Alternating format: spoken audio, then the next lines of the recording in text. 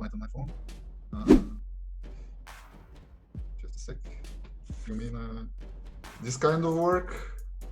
What's up, everybody? Milan is here, and welcome to the Calligraphers Podcast. This is a show where I talk with some of the most inspiring and influential artists in the world of calligraphy, lettering, and sign painting, with the goal of exploring their mindset and understand how they became successful.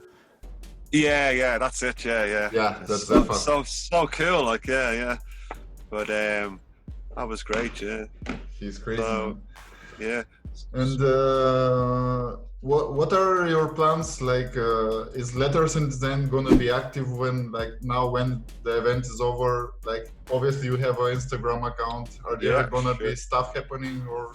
Yeah, I'm hopefully. The plan is, what I'd love to do is, because I had a lot of people, because it was on a Thursday, Friday, I had so many people emailing, I wish I could not get the day off work. So I think next year maybe I'll do a Friday, Saturday. So I had about a lot of people asking, are you doing more workshops? So that's the dream, the idea basically. I'd love to currently trying to find a venue, so I'd like to do them like once a month, like kind of similar to what Adam does and Victor in Script House in Madrid, and Francesco in his, how do you, Aqua Marta, was it, Victor? Aqua Marta, yeah. So kind of similar ideas like that. I'd love to do maybe once a month or maybe once every 2 months, get someone over for a 2-day workshop, because it was a bit frustrating, as you probably know. The guys usually do 2-day workshops, so I tried to get the venue for 3 days, but I could only get 2 days in the end. So I'd love to try and get a venue that might do it Saturday and Sunday,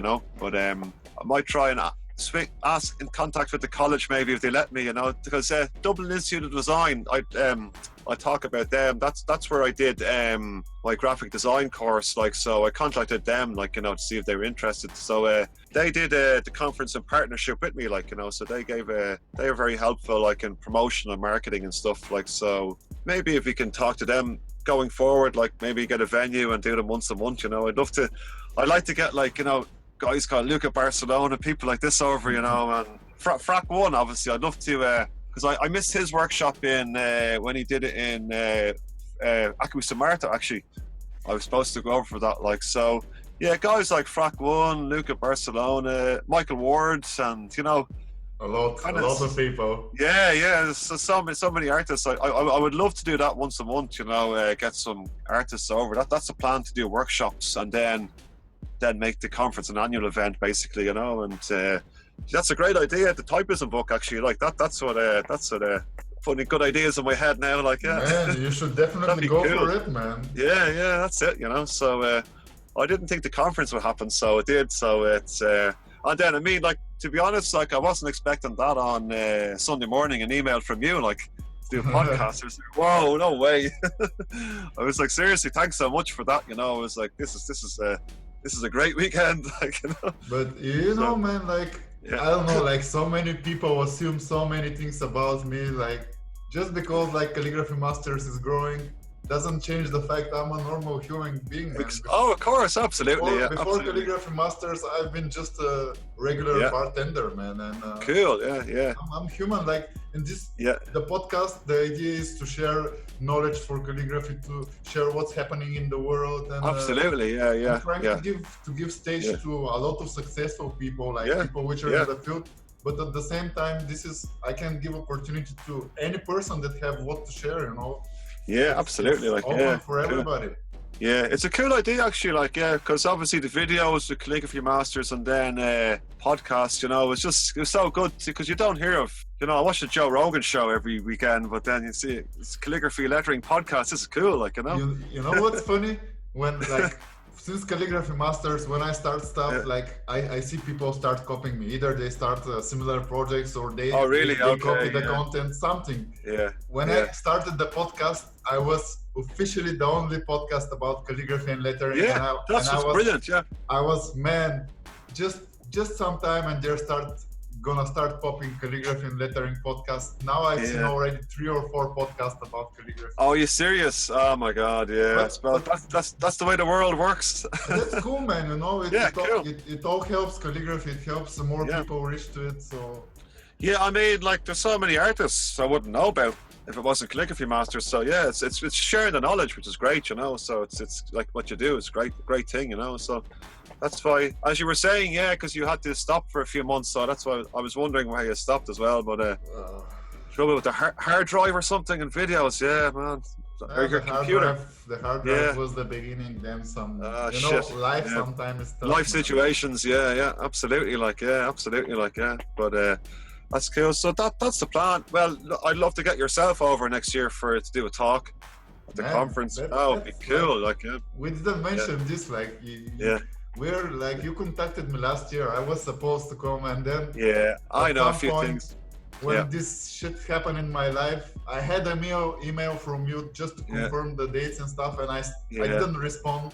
And from that's okay. Yeah. No worries. That's cool. Like, no problem at all. But no, we'll definitely make it happen next year as well. You know. But I really regret that I didn't come. I really so much wanted to come, but. Yeah, no, I'd love to get the guys back over again next year. The same kind of thing, you know. It's the same.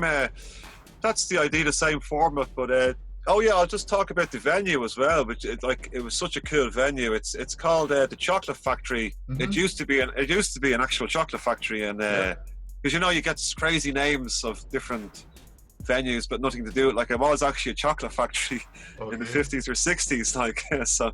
It's a cool space. So they do like weddings, exhibitions, conferences there, everything. And then upstairs they have I think there's a small sewing clothes factory, and then there's about 5 or 6 local artists have residencies there as well, you know. So it was a perfect venue for it, just the right size. Like, everybody liked the venue, so I'm definitely going to do it there next year. Like, absolutely, you know. Man, what I saw from pictures and videos on Instagram, it looks super nice, man. Yeah, it's a really nice place, you know, and it's nice. It's nice in the city centre as well, you know. So it's good location, like, you know. So definitely do it there as well, like, yeah.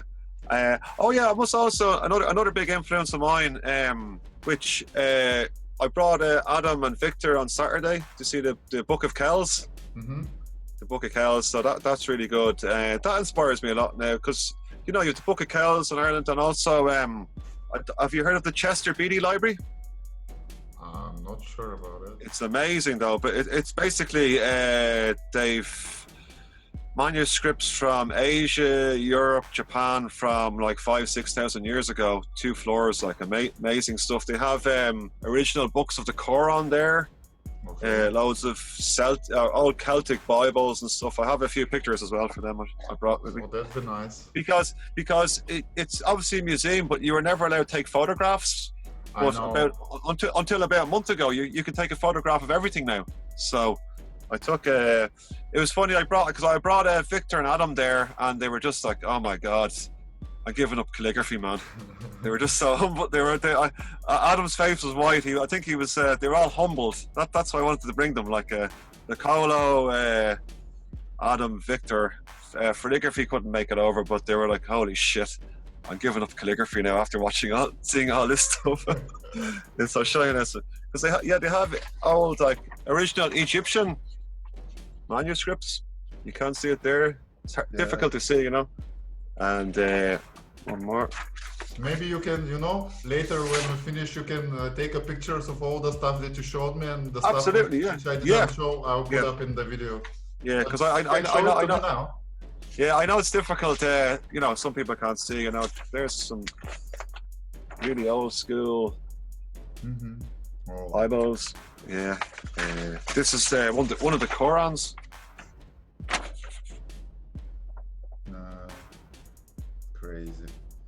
Crazy stuff. Like, and like some of the writing is like, it's like half a millimeter.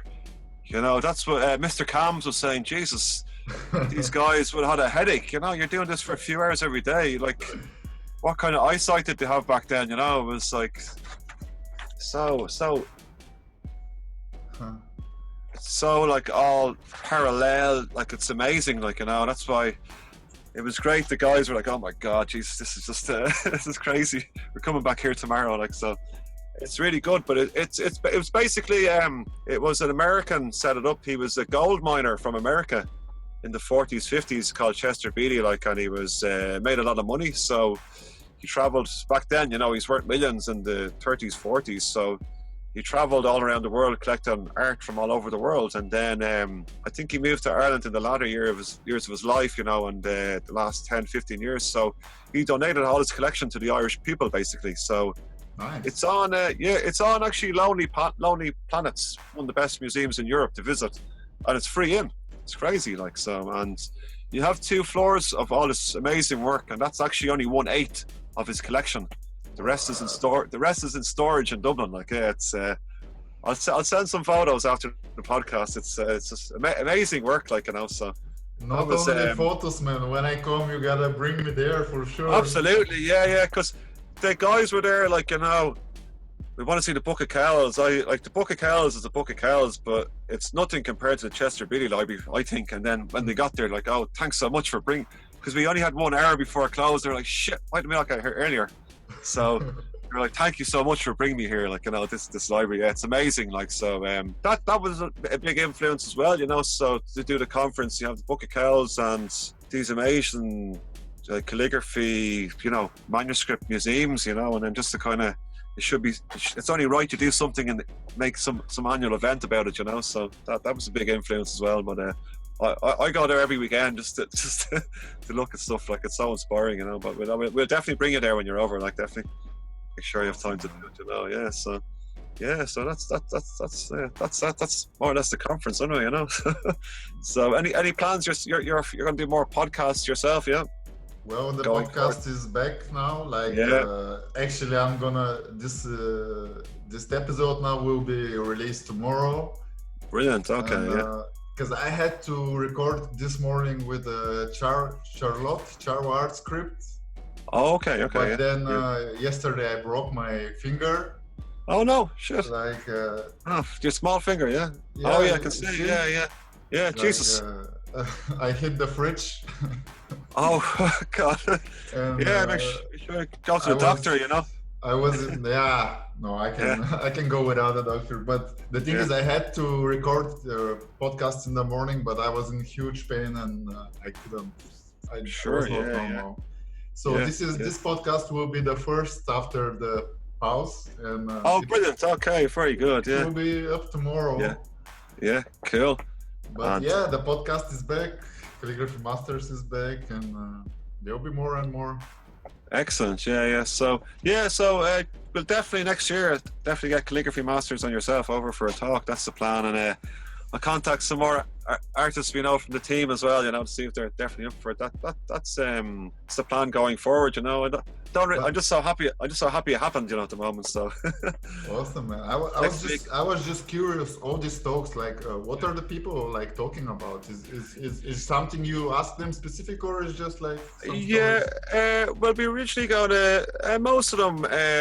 I was kind of thinking of doing originally kind of a panel, you know, a live Q&A or interview, but then a lot of the artists were kind of more comfortable to do a presentation. So it was basically just their own presentation. We had a slideshow.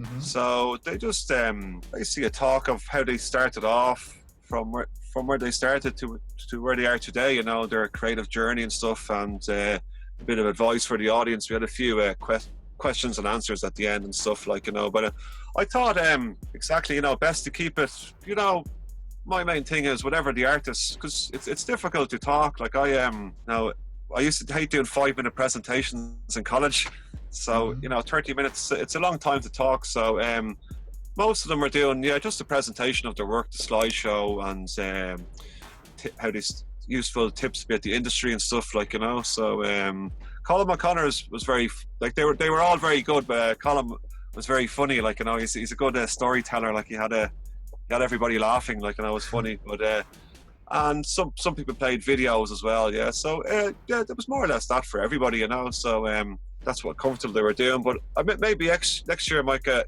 a panel discussion, maybe, you know, with a few people at the same time might be a good idea, like, and questions and answers or a live interview and stuff like that, you know. So that was it. It went really smoothly. And then McGill from Calligraphy Freaks, he I don't know if you've seen some of the videos, the promo videos on he showed some of the events. He did something in Rome, and the Calligraphy Freaks project in Berlin, he had a video made of that, you know. They're really cool videos, you know. They did some Euros outside afterwards, so they had it all really well done, you know. So I'm hoping to make some videos like that now. It'd be cool, like, you know. But it was cool now, yeah. And like I ask all these questions because first Sure, of all, yeah, absolutely. I liked the idea, like how you explained how you started, because like me, there was not something like this. And I think this might inspire many other people, like that they don't have access to certain things. You can just create them yourself, guys. And, absolutely, yeah. I would say to hear about the process. So yeah. I wanted to ask you also, like how hard was for you, like without having all these contacts and knowledge, how hard was for you organizing it? It was, well, I kind of did it, like, as I said, when I originally did it, I thought, because I was working full time, some 10, 11 hours a day while I was doing this at the same time, you know. So I think just plan well ahead in advance, you know, because it was a full year planning. So I think, you know, get your venue, obviously, is the first thing.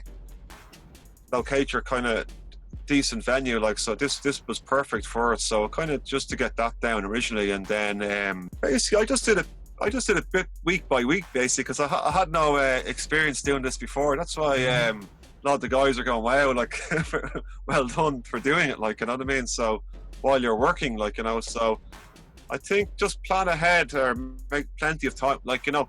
There's no way I would have been able to do this in 2 or 3 months, like, you know, because there's so much planning, like, you know, just to kind of get your brand out there first, get a logo and a name, basically, and a concept, really, you know. And it was hard work, like, it was because promotion wise, it was Instagram I used a lot, like, you know, that was the main driving force behind it, like. And I did meet up with a few people in the industry. Richard Seabrook, he runs an organization called The 10th Man. He's very good. He was actually one of the first, he's one of the founders of the Offset Festival I talked about earlier on. Yeah. And he runs amazing kind of few festivals and events as well, you know. He's an advertising agency, but some really good tips from him, you know, like, you just keep it colorful, keep it simple, and use Instagram. Like he said, Facebook isn't really good for music events and stuff like that, but mainly stick to Instagram and a bit of color, just simple things you wouldn't think of, really, like, you know. And it was like that. So I had the venue, and then I think I was lucky. That's why I thought it's important to get to know the artists beforehand, you know, because as you said, I'm sure you get a lot of emails every week. It's impossible to check them all, you know. It's impossible, and then you don't know who's sending them to you, you know. So obviously, when you've heard of someone, you'll pay more attention. And then I think that's one of the reasons I went to Scriptorium as well, to meet Adam in person as well, you know, because it's good to meet people and build a relationship. And then he would have spread the word to Victor. Again, Victor did the logo for me, like, so stuff like that. And then obviously Francesco and Nicola would know the guys. So yeah, just to build a kind of relationship, I think, with artists as well, you know, is the first thing that I really did. So that was invaluable to do. And then I said I just contacted the local artists one by one, but I think because they were so happy to do it, you know, because I don't think, like, a lot of them do speak at events and stuff, but I don't think one that specializes in lettering, typography and calligraphy, you know. It's kind of general graphic design kind of conferences and stuff like that, you know. But yeah, it just kind of fell into place bit by bit. Like I said, the craziest part was a week beforehand, because I was like, oh shit, this is happening now. This is it's just tonight, you know. It's just like, and then there is funny things that do go wrong as well, you know, like, but just simple. It's a good learning process as well, you know. Prepare for everything, you know. Of course. It's funny, like, you know. But how about money? Did you have to do it from your own pocket, or you had to find I did sponsors?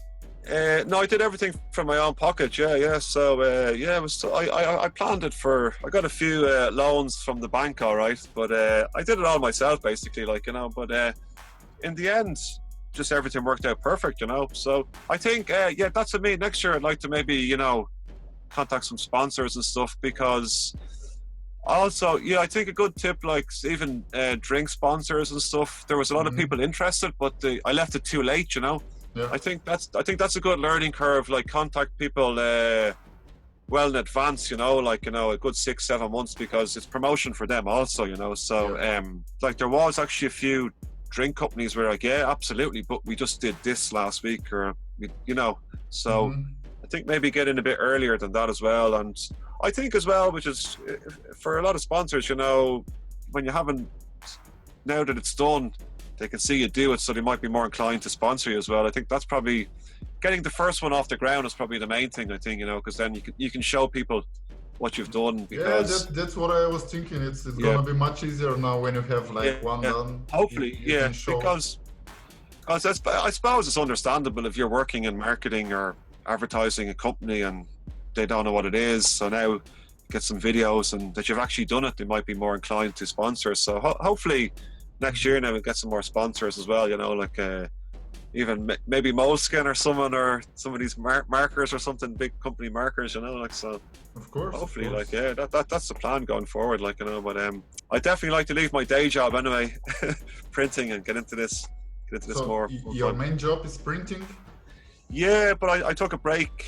20 years, but I took a break now last week, so I'm just going to take a break. Not working at the moment, so I think I'll take a break for a few weeks and then get back into it, But what kind of printing is it like? Oh, just digital printing, and I did a bit of graphic design as well, kind of just mainly digital, copy shop printing and stuff like that, Silk printing as well, or? Not screen printing. I've done a bit of screen printing, but I'd like to do a bit of screen printing now going forward, But just working in solicitors, and stuff like that, because I saw on the event there was like this silk. You were doing silk print, so. Sorry, yeah. Oh, yeah. That's actually that was a company called Oh My Days. Jill from Oh My Days. Check them out. They're very good. They do a lot of conferences as well. So she did the screen printing as well. And the bags I got done in a different company. My friend owns some. His friend owns some company, so I got the tote bags nice and cheap for screen printing. Got a good deal on them, So if you can have a friend that does stuff like that, it helps a lot, obviously, as well, Of course. Yeah. So it's just, I think as well, because it can be slow the first few months. You do have to, promotion can be frustrating. You probably know all about it yourself. Hey, it takes a long time, and then doing something for months, and then it just all comes together in the last few weeks out of nowhere, and then the panic's over, But I think that's the general kind of. My friends run clubs in Dublin, so it's the same kind of thing, So yeah, but no, it's been a good learning curve, the whole experience as well, I must say, So that's the plan next year. Hopefully, bigger and better things. Hopefully, But I'm gonna look into that book idea. That sounds great. Man, definitely. Got a few artists, definitely, So. Well, I'll definitely send you a few videos when we have them done, So that'd be cool, awesome. Yeah, cool, yeah. So that's it, So, but, is there anything I haven't asked you but you want to talk about? No, I think that's it, man. Because I said this is my first time doing something like this, so it's a good experience. Thanks again for having me on. It's been great. Welcome, bro. It's been great, so. Yeah, I suppose I will be putting up a new website, lettersanddesign.com, soon. People can check out, obviously do some videos and photos of the event to explain it more to people what they don't know about. And that's the plan, hopefully, going forward, to do more workshops this year and next year. That's the general plan, what I want to do, So I have to contact a few artists I think I'd like to get over, definitely, absolutely, But yeah, and so I'm gonna take a week off now and do nothing. I'll practice calligraphy for a month, 12 hours a day. That's the plan for next month. If it That's happens, a good idea. If it happens, yeah, that's it, So very good, But cool. I think that's everything covered. Yeah. Just some final words, man. If you want to say something to the people who listen, to give them some advice or wish them something. Yeah, absolutely. I think if you want to do something like this, go for it, live your dream. I thought it was impossible about a year ago, and I think just plan ahead and just, if you really want to do it, you can do it, no problem, So I just, it was just, I didn't think it would ever happen, so it did, it just turned out, everything went, just the whole 2 days couldn't have gone better, it was so cool. And then a lot of people are asking, when are you doing it again? And, just some lovely comments, on Instagram and stuff, which it's emotional and just, it's very rewarding, So, it's very satisfying, Oh, yes, absolutely. Yeah. So, I think I'll have a few beers tonight anyway, So, well, we did have a bit of a party on Thursday, Friday as well, so That's it. Well, you have to be prepared drinking Irish whiskey when you come over as well, you know. Get ready. I will, man. No Really, worries. some nice Guinness, some nice Guinness pubs, some nice Guinness, you know. But yeah, I think just anyone, just go for it if you've got an idea, you know. Like, or if anybody wants to ask me the questions, send to email, no problem, you know. Like, and look, happy to do collaborations or anything, like, you know, out there, you know. But yeah, live your dream is the main thing, I think, or go for it, you know. So I'll just keep an eye on the website. I'll try and maybe get a newsletter out, kind of do some more ideas and stuff come in. So I think, as my friend said, doors will open. I mean, that was 2 days, and then a few hours later I got an email from you, you know. So to do this, it's brilliant, you know. So that's great. So hopefully more things like that, you know, be cool. Of course, man. Yeah. You gotta just keep writing, you know. Yeah, absolutely. Like, yeah, cool, man.